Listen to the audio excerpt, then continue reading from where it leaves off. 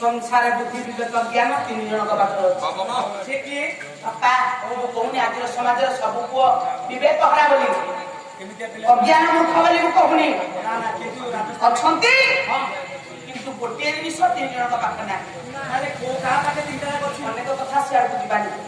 मु कहीं कथा कहली माउसी ये मनीष जन्म दुर्लभ जीवन किंतु दुर्लभ जन्म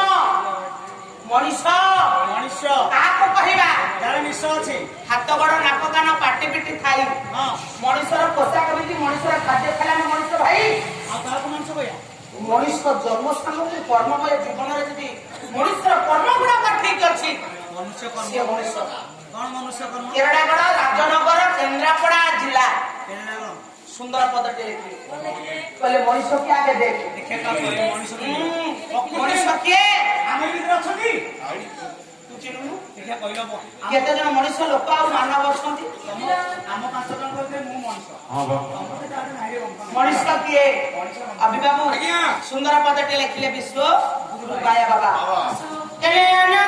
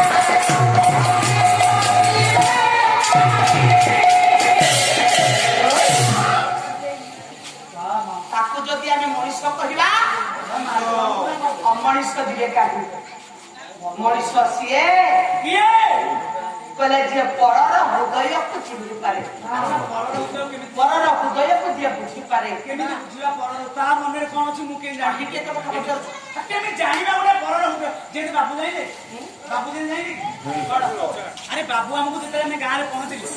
आमको नहीं गोटे घर भितर पुरौले से कपाट ना झटका नहीं सी आम मन कथा जापारे सीधा घर को नहीं गले पूरा 3 ताला उपरକୁ उठेदी गोटे सुंदर घर देदेले गद्दी पकईदे सप पारिदेले जलिखिया थईदे बाल्टीटाए ढालटाए थईदे बाल्टी आ पानी थईदे कहले झाड़ा इे बाहर खाऊ खाऊ कहले अरे कहथिले गोड़ हाथ धोई अरे हे तोर एते बड़ मीन माइंड गोड़ हाथ धोई बाल्टी में झाड़ा जीव तो उपस्थित बुझी तो फटाई पहुंचो तब किंगा लोक मन में एठी कहले कवि कहले हृदय तुझे बेबदस मारे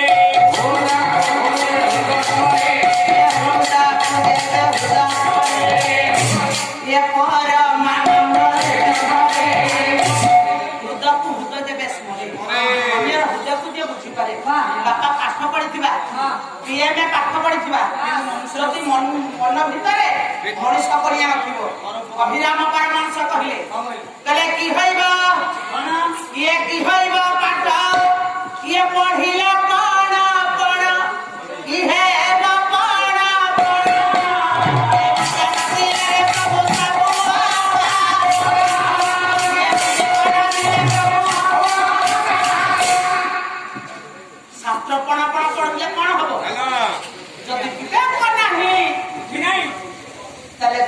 मूल्य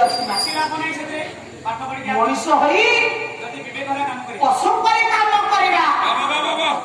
पशु काम पशु काम कौन ना मनीष तो मनीष मनीष पुणी पशु कर्म कौन कला माँ माँ टे शुण मनीष के पशु हुए ए माँ छतिया मठ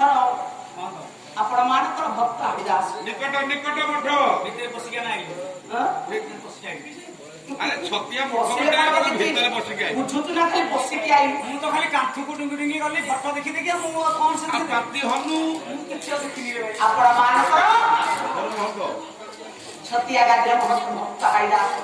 କଣ କହିଲେ କହିଲେ ଏ ମଣିଷକୁ ସେତିକି ବେଳେ ମଣିଷ ପଶୁ ହେଇଯାଏ କେତେବେଳେ ମଣିଷଟା ପଶୁ ହେଇଯାଏ ଯେତେବେଳେ ବିବେକ ହେଇଯାଏ ବିବେକର କଣ ବିବେକ କାଗର କହୁଥିଲେ ଭଗବାନ ପଶୁ ଜନ୍ମ ଦେଇଛନ୍ତି ବୁଦ୍ଧି ଦେଇଛନ୍ତି ବିବେକ ଦେଇନା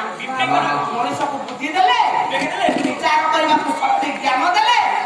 ବିବେକ ଦେଲେ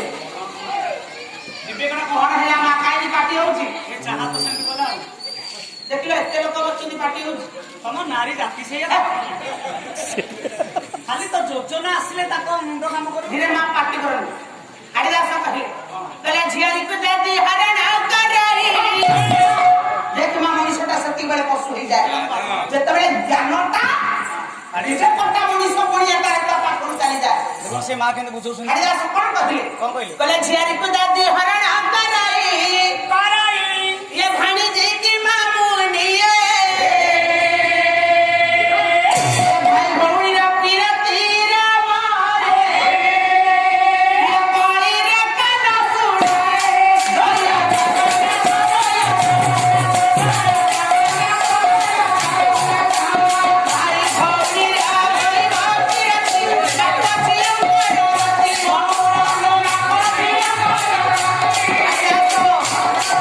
ଛତିଆ ଗାଦିର ଭକ୍ତ ଭକ୍ତ ହରିଦାସ କଲେ ହେ କହିବ ମାନବ ଏଣୁ ସାବଧାନ ଭାଇ ଭଉଣୀର ସମ୍ପର୍କ ପିଲାଙ୍କର ସମ୍ପର୍କ କରି ଆହୁରି ଏ ମଣିଷ କଣ କଲା ପଶୁ ଠାରୁ ଆହୁରି ସତର୍କ କାମ କଲା କଣ କହିଲେ ହରିଦାସ କହିଲେ ଏ ଭାଇ ଭଉଣୀ ଭାଇ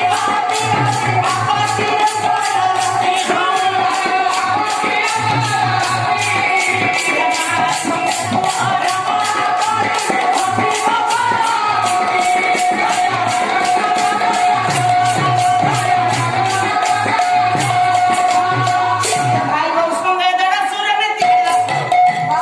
ये भाई बहु संगे जड़ा सूर्य नीति है उसी